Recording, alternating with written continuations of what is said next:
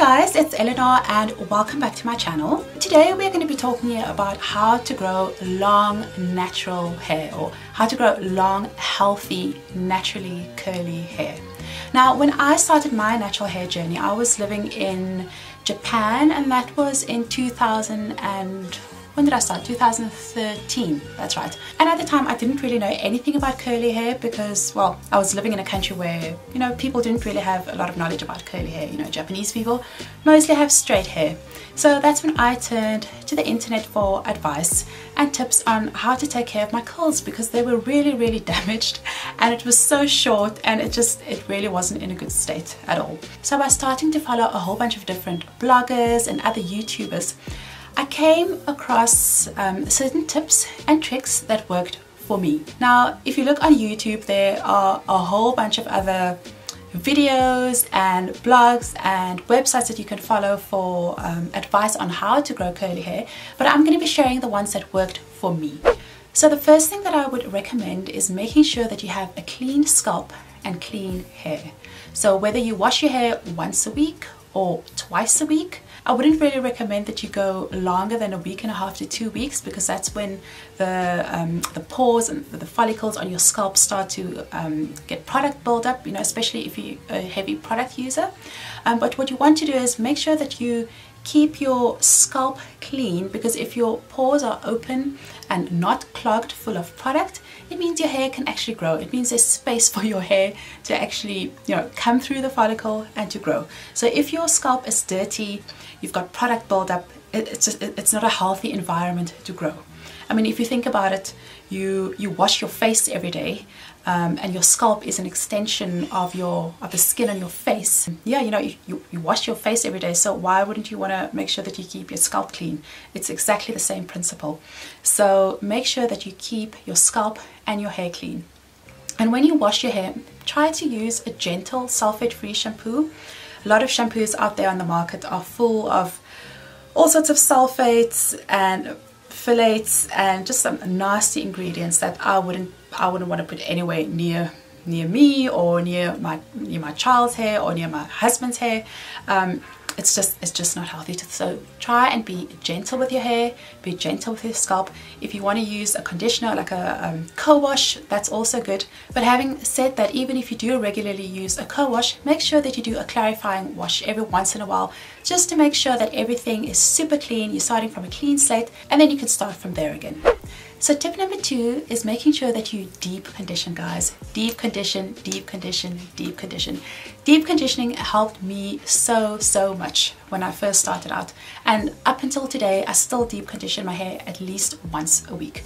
So whether I leave the deep conditioner on for just 5 minutes, or whether I leave it on for half an hour to an hour, I make sure that I deep condition. And then with that, I would also advise to incorporate some oils, whether it's olive oil, coconut oil, avocado oil. Try and find your favorite oil. My favorite is coconut oil, although it doesn't really work for everybody. So that's why I say try and find the oil that works the best for you and incorporate that. So whether you're doing it kind of as an oil rinse or as part of your deep conditioning, it just works amazing. It smooths the hair's cuticle. It allows for more moisture to be trapped into the hair. It's amazing, and I still incorporate oils into my wash routine. Tip number 3 is to do a pre-poo treatment before you wash your hair. So what is a pre-poo treatment? A pre-poo is a treatment that you apply to your hair before you wash it. And the reason that you do this is to ensure that your hair doesn't get stripped of its natural oils during the wash process. So whether you use conditioner for this, whether you use an oil for this, or even something like aloe, which is very good for trapping moisture into the hair, any of those 3 products or ingredients will work amazing for your hair.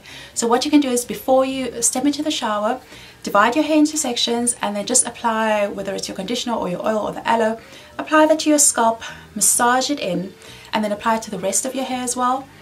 Maybe put on a shower cap or just a plastic cap. Leave that on your hair for half an hour to an hour, and then when you step into the shower and you start washing your hair, you'll just realize how soft your hair is, and you won't strip your hair of its natural oils. Tip number 4 is to use no to minimal heat. Guys, I can't tell you how important this step is. If you're just starting out on your natural hair journey, just eliminate heat. I think I'm going to go as far as to say that just eliminate heat from your routine. When I started out, I think at the beginning of 2013, I did not use heat up until maybe 2015, beginning of 2015. So for 2 years, I just stayed completely away from heat, and it did my hair the world of good. I don't think we realize always how much damage hair dryers, flat irons and straighteners and all those type of things can do to our hair. So I would just say stay away from it. I mean, for me, the proof was in the pudding. My hair just became a lot thicker, a lot fuller. My ends weren't constantly dried out. So it just allowed my hair to grow and to flourish and to bloom, really. I think because of that, I can today have this like amazing full head of natural curls. So stay away from heat as much as you can. And if you're going to incorporate heat, then just use it minimally. Don't put the hairdryer on the hottest setting. Put it on like the middle to low heat setting, and just do it, you know, use it sparingly. Don't use a hairdryer every single time you style your hair. It's not good. It really isn't good. Tip number 5, make sure that you seal in the moisture.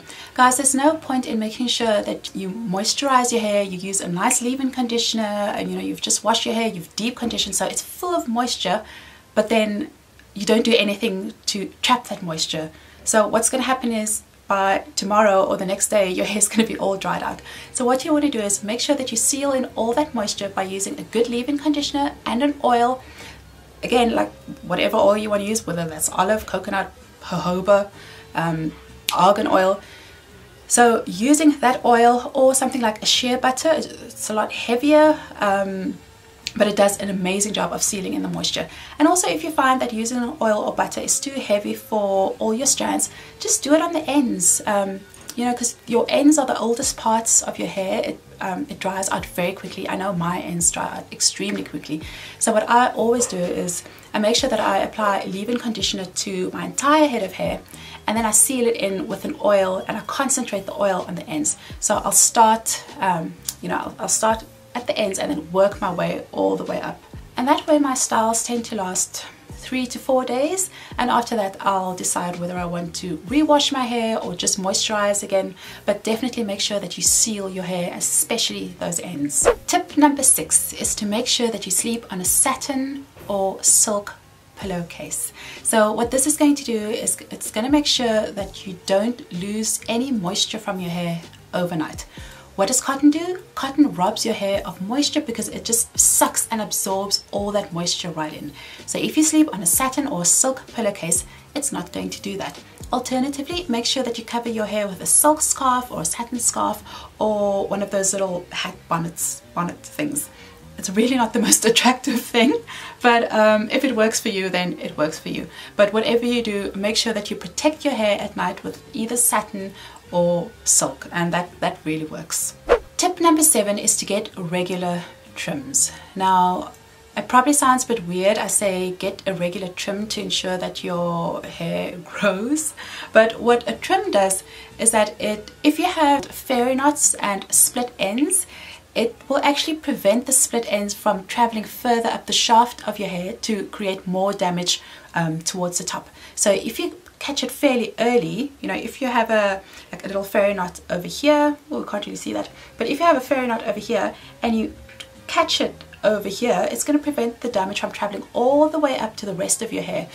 So that is why you need to get regular trims. And how do you know if you need a trim? Well, your hair will tell you. So basically you have to listen to your hair, and things to look out for are like I said, fairy knots, split ends, dry ends. If you find that you have to moisturize your hair more and more, you know, apply more moisturizing product, but it's not really doing anything, it's just staying dry and crunchy and knotty, then it's time for a trim. And there's no, I mean, some stylists say you have to trim your hair every 6 weeks. I don't believe that. If I had to trim my hair every 6 weeks, my hair would not have grown to the length that it has grown today. So I say trim your hair when necessary. Some people find that they need to trim twice a year, some 3 times a year, some once a year. It just really depends on what your hair is telling you. So listen to your hair and just, yeah, be good to your hair, and if it needs a trim, trim it. If it doesn't need a trim, leave it alone. And then my last tip, tip number 8, and that is to eat healthily and to drink lots and lots of water. And when I say eat healthily, I mean cut out the processed foods. I know sometimes it's difficult and sometimes it's just really convenient to grab something from, I don't know, the burger place or a pizza place, but that doesn't nourish you. So what I'm saying is incorporate more whole foods into your diet, like fresh fruit, fresh vegetables, seeds and legumes like beans and pulses. You know, that's the type of food that feeds and nourishes your body.